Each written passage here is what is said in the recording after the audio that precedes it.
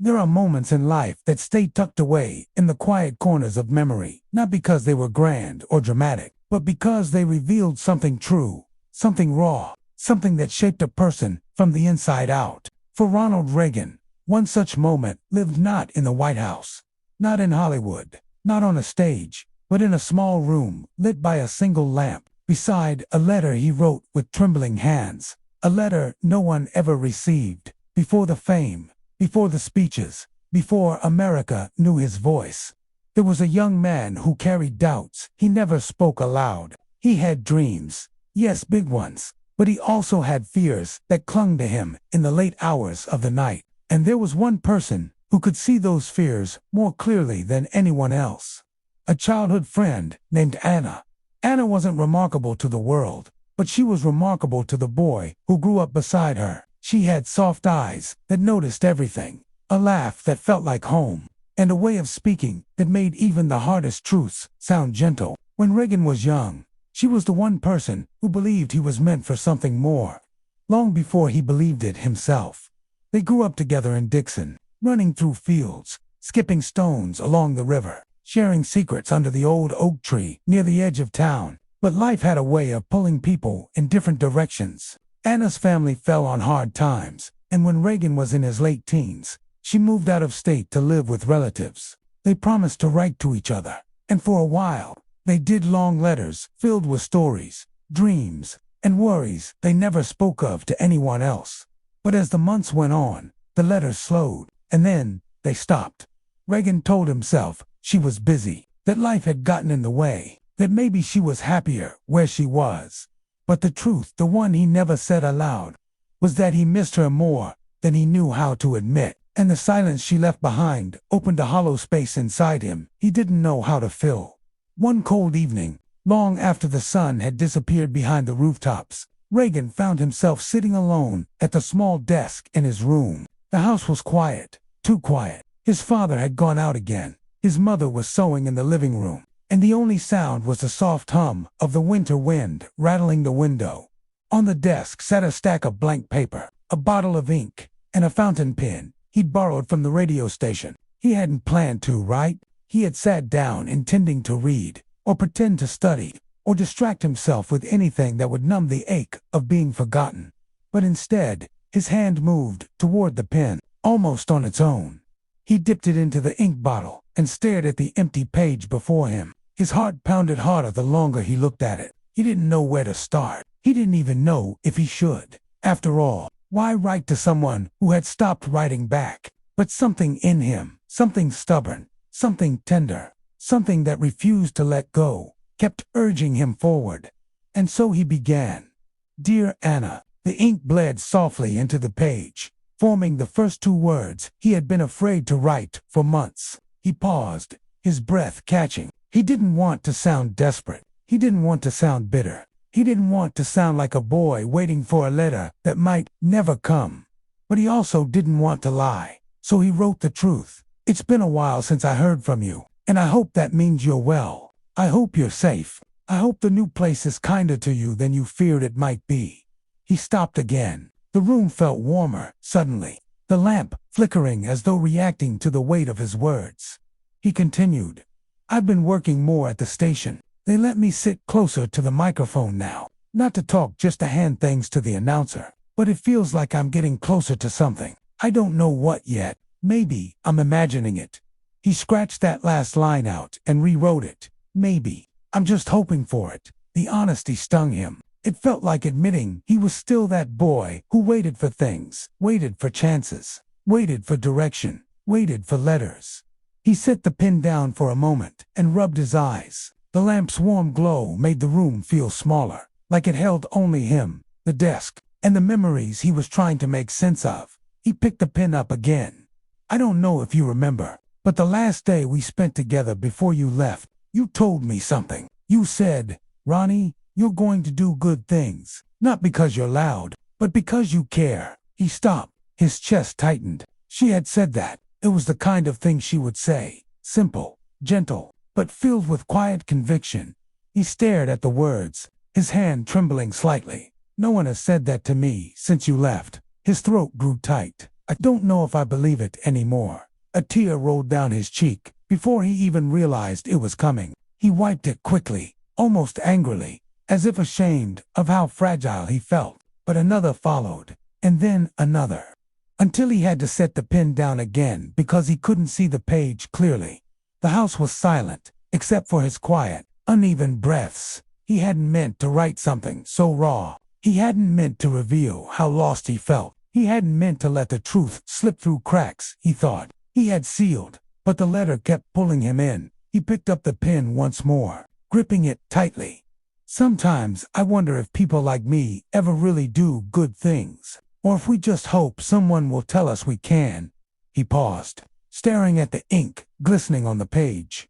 "When you wrote to me, I felt like maybe I mattered." His eyes blurred again. He blinked hard, steadying himself. "I know it isn't fair to put that on you. I just wanted you to know what your letters meant, what your words meant, what you meant." His hand shook harder. He pressed a pen to the page to keep from losing control of it. "I'm writing this because I don't want the silence to make me forget the person I was when you believed in me." Another tear fell, landing on the page, smudging part of the sentence.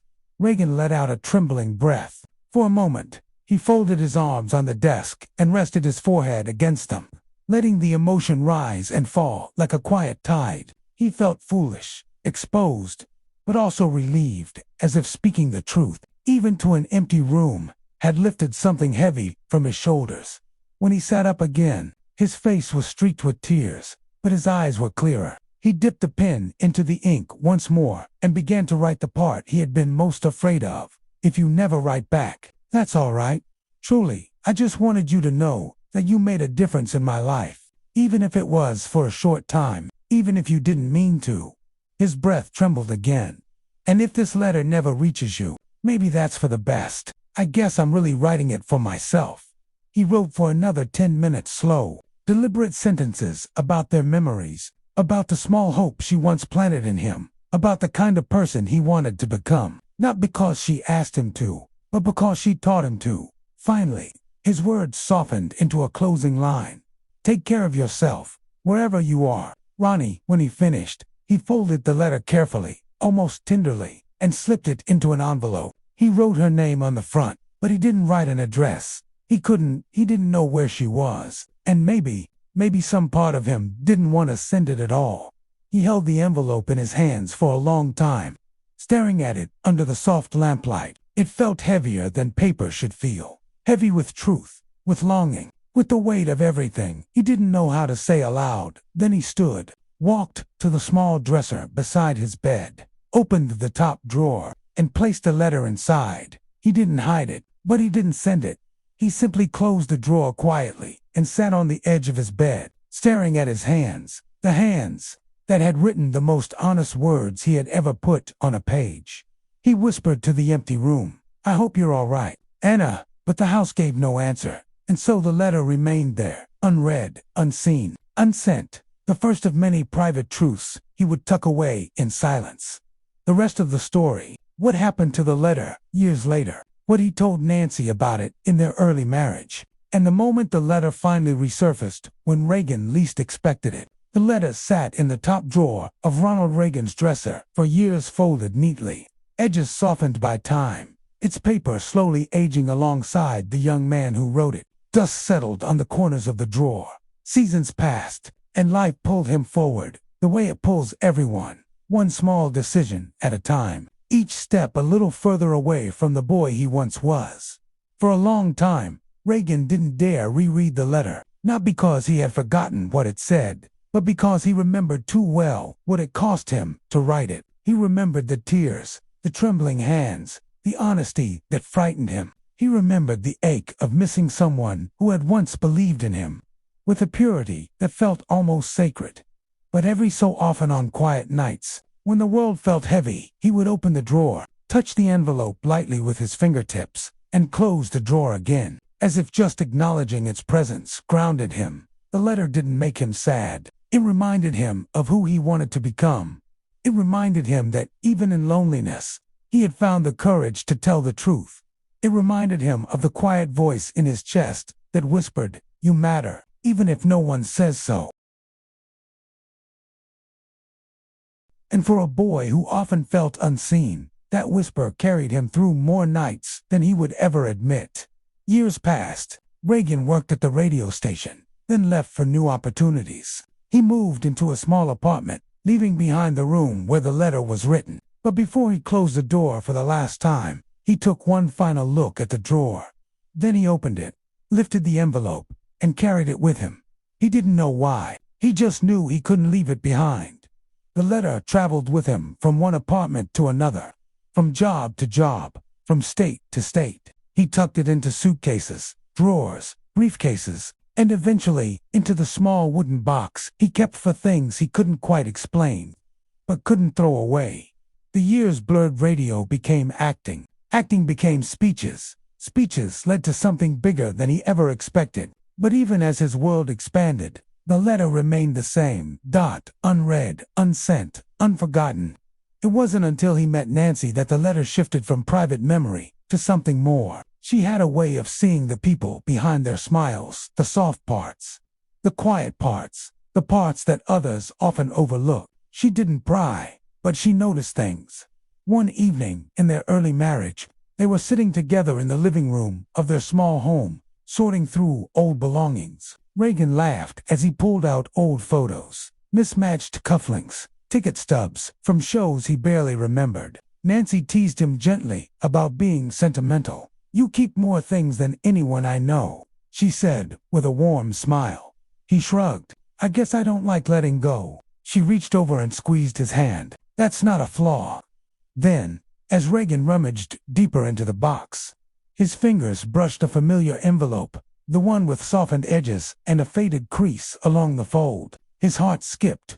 For a moment, he froze. Nancy noticed instantly. "What's that?" she asked gently. Reagan hesitated. He lifted the letter slowly, turning it in his hands as if it was something fragile. "It's nothing," he said, though his voice betrayed him. Nancy smiled knowingly. "Ronnie," she whispered, "things people hide in old boxes are never nothing."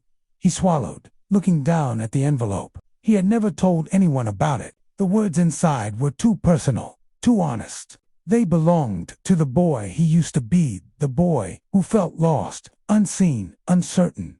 Nancy moved closer, resting her hand softly on his knee. "You don't have to show me," she said. "Not unless you want to."